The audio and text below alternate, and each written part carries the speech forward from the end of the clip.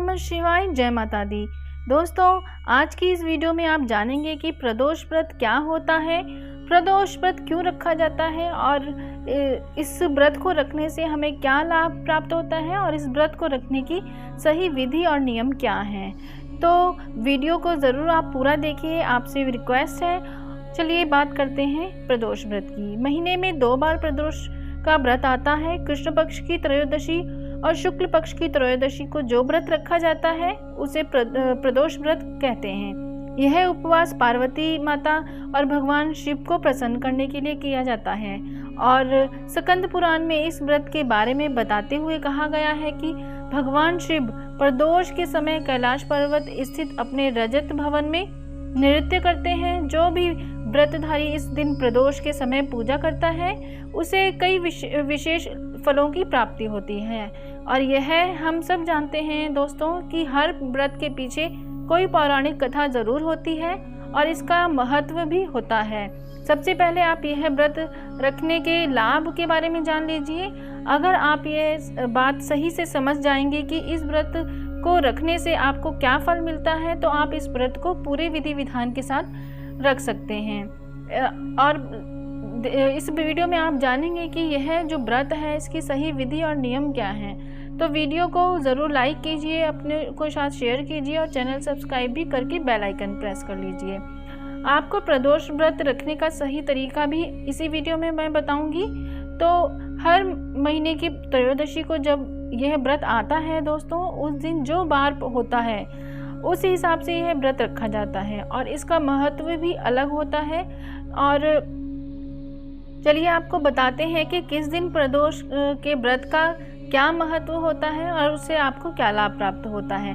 अलग अलग तरह के प्रदोष व्रत और उनसे मिलने वाले हमें लाभ जो हैं उनकी बात करते हैं। प्रदोष व्रत का अलग अलग दिन के अनुसार अलग अलग महत्व होता है। ऐसा कहा जाता है कि जिस दिन यह व्रत आता है उसके अनुसार इसका नाम और उसका महत्व बदल जाता है।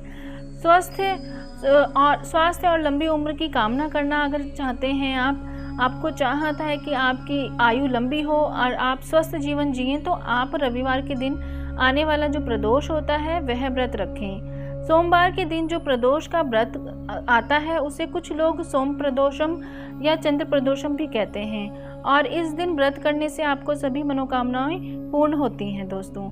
और भौम प्रदोषम यह व्रत मंगलवार के दिन आता है। किसी भी महीने की त्रयोदशी अगर मंगलवार के दिन पड़ती है तो यह व्रत रखा जाता है। इस दिन व्रत करने वाले लोगों को रोगों से मुक्ति मिलती है और सिद्धि कामना के लिए बुधवार के दिन आने वाले प्रदोष व्रत को रखा जाता है। अगला है शत्रुओं से अगर आप परेशान हैं तो आप अगर उनसे छुटकारा पाना चाहते हैं तो आपको बृहस्पतिवार के दिन आने वाला जो प्रदोष होता है वह रखना चाहिए। सौभाग्य वृद्धि और घर परिवार में सुख शांति के लिए शुक्रवार का प्रदोष व्रत रखा जाता है और जो लोग संतान सुख से वंचित हैं उन्हें शनि प्रदोषम का व्रत रखना चाहिए। अगर आप पूरे विधि विधान के साथ ये व्रत करते हैं तो इससे आपको लाभ मिलता है। और अब आपको समझ आ ही गया होगा, जैसे महीने में 2 बार ये प्रदोष व्रत आता है, एक शुक्ल पक्ष में की त्रयोदशी को, एक कृष्ण पक्ष की त्रयोदशी तिथि को। तो उस दिन जो त्रयोदशी होगी उस दिन जो दिन होगा, अगर सोमवार है तो उसका अलग महत्व होता है और मंगलवार है, शनिवार है या रविवार पड़ता है उस दिन तो उसका अलग महत्व होता है। विधि एक ही होती है इस व्रत को रखने की। बस अगर आप संकल्प में सोमवार का व्रत रखना चाहते हैं अपनी मनोकामना के अनुसार तो आप सिर्फ सोमवार के दिन जो पड़ेगा महीने में जो व्रत आप उसको रखेंगे। आप इस प्रकार से भी अपनी इच्छा अनुसार व्रत अपनी अकॉर्डिंग चूज कर सकते हैं। आइए आगे बात करते हैं कि इस व्रत को रखने के नियम क्या होते हैं और विधि क्या होती है।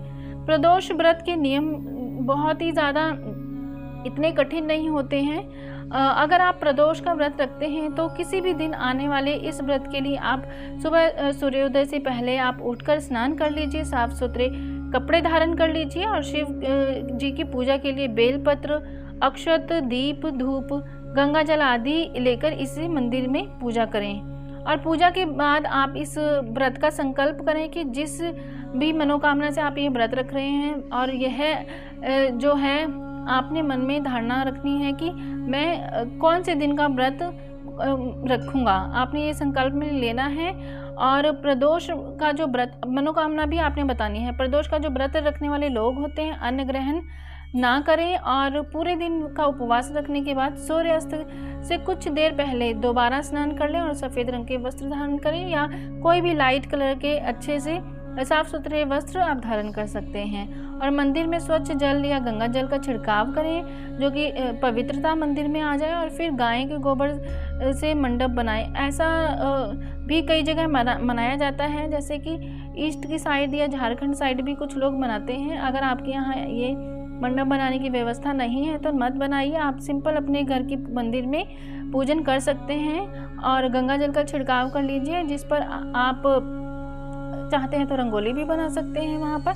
और इसके बाद आपने जब ये सब काम आपके हो जाएं, पूरी पूजन की विधि जो होती है उसकी आप तैयारी कर लीजिए। पूजा की जो सामग्री है, आवश्यक सामग्री, उसे आप पहले से ही इकट्ठा करके रख लीजिए। और फिर उत्तर या फिर पूर्व दिशा में मुंह करके आप आसन बिछाकर बैठ जाइए और भगवान शिव के ओम नमः शिवाय का जाप कर सकते हैं। आप जाप करते हुए आप भगवान शिव को जल अर्पित कीजिए। शिवलिंग आपके घर में है तो बहुत ही अच्छा है, या फिर आप मंदिर में जाकर भी शिव जी को जल चढ़ा सकते हैं। वैसे तो ये व्रत मनचाहा वरदान पाने के लिए रखा जाता है। जो भी व्यक्ति 11 या 26 प्रदोष व्रत रखते हैं उन्हें इसका विधिवत उद्यापन भी करना होता है। और हिंदू धर्म में हर व्रत को आप जानते ही हैं दोस्तों कि हर व्रत का एक विशेषता होती है, और आप अपनी समस्या के हिसाब से भी ये प्रदोष व्रत रख कष्टों से मुक्ति पा सकते हैं। अगर आप व्रत के दिन सभी नियमों का पालन करते हैं तो इससे आपको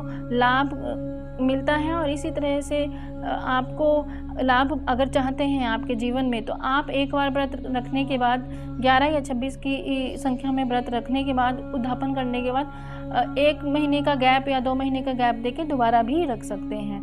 देखिए, इसमें सुबह आपने संकल्प ले लिया शिव जी के आगे कि मैं यह व्रत रख रहा हूँ, इतनी संख्या में रख रहा हूँ, इस दिन का रख रहा हूँ। और कुछ लोग कृष्ण पक्ष और शुक्ल पक्ष की त्रयोदशी दोनों के ही व्रत रखते हैं, और वे यह नहीं कहते कि हम सोमवार पड़ेगा तब रखेंगे या मंगलवार रखेंगे। ऐसे नहीं, वे महीने में 2 जो आते हैं व्रत, दोनों के दोनों ही रखते हैं। और सुबह आपने संकल्प ले लेना है और पूरे दिन आपने व्रत रखना है शिव जी का।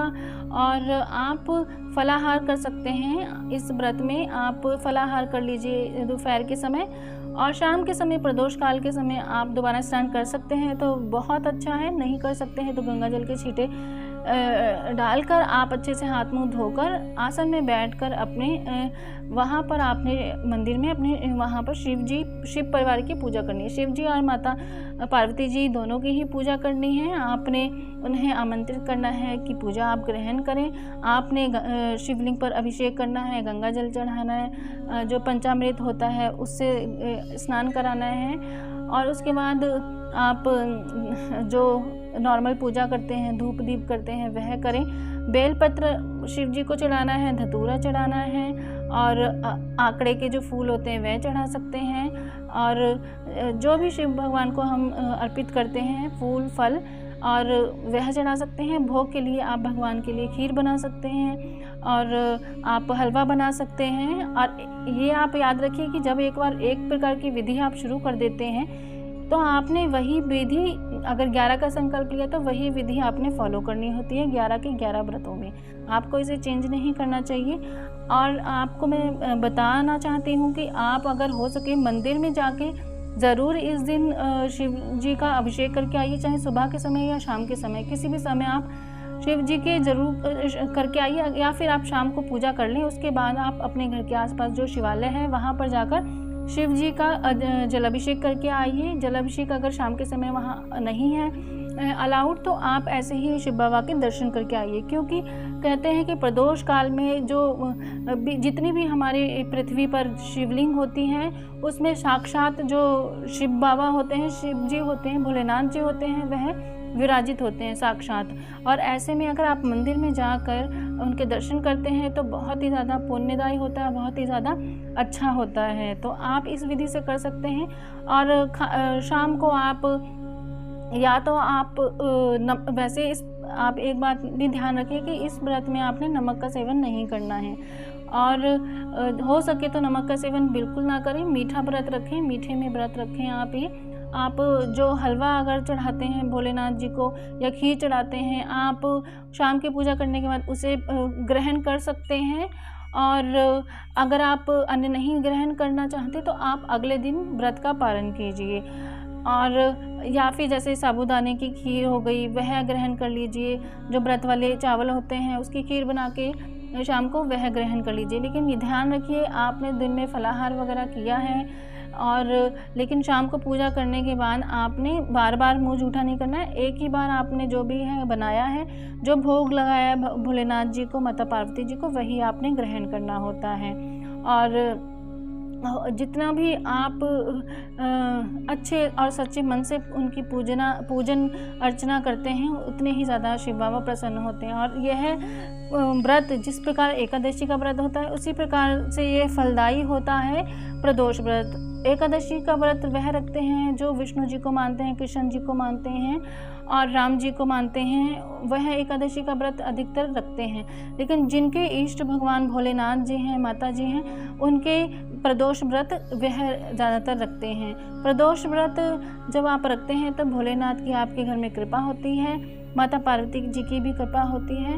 और जब भी आप व्रत रखते हैं तो मैं यही कहूँगी, जब भी आप कोई व्रत रखें, अगर आपके बहुत कष्ट हैं कोई और बहुत ही ज़्यादा प्रबल इच्छा है जो आपकी कई सालों से नहीं पूरी हो रही, तो आप उसके लिए मांग सकते हैं। वरना आपको सदैव प्रदोष व्रत का जब आप रखते हैं तो सदैव भोलेनाथ जी से आपको यही मांगना चाहिए कि हमारे जन्म जन्म के जितने भी बुरे पाप, बुरे कर्म हमसे जाने या अनजाने में हुए हैं, वह हमारे क्षमा करें, नष्ट कीजिए। और हमारे जितने अभी तक जन्म लिए हैं हमने, उन जन्मों के और इस जन्म के भी जो भी भूल चूक से गलती या जाने अनजाने में गलती हुई हैं, दोष लगे हैं हम पे, वह सभी जला के भस्म कर दीजिए और हमारे पुण्यों का अकाउंट शुरू कीजिए। जो हमारे पाप हैं वह शून्य कर दीजिए। इस प्रकार से आपको प्रार्थना करनी चाहिए, उनकी भक्ति मांगनी चाहिए। जब भी हम कोई व्रत रखते हैं, पूजा अर्चना करते हैं, हमें भौतिक चीज़ें जैसे हमें गाड़ी दे दो, बंगला दे दो, पैसे दे दो, इस तरह की चीज़ें इतनी ना मांग के आपको हमेशा अपने इष्ट की, जिसके आप व्रत कर रहे हैं, पूजा कर रहे हैं, उनसे हमेशा उनकी भक्ति मांगनी चाहिए। भक्ति मिल गई तो समझ लीजिए सब कुछ मिल गया। भक्ति ही आपकी जो नैया है वह पार लगाती है दोस्तों। और अगर आप समझ गए तो आप अपने हिसाब से कार्य करें। ये बहुत ही डीप बात है। भक्ति मांगता है जो उसका जीवन समझ लीजिए संवर जाता है। और अपनी इच्छा अनुसार आप यह व्रत कर सकते हैं। जो भी यह व्रत करता है उसकी मनोकामनाएं भोलेनाथ जी, माता पार्वती जी अवश्य पूरी करते हैं। और वीडियो आपको अच्छी लगी है तो प्लीज़ लाइक कीजिए, शेयर कीजिए अपनों के साथ। और चैनल को सब्सक्राइब नहीं किया है तो इसी प्रकार की जानकारी प्राप्त करने के लिए चैनल को भी सब्सक्राइब कीजिए। आगे मैं वीडियोस लाती रहूँगी।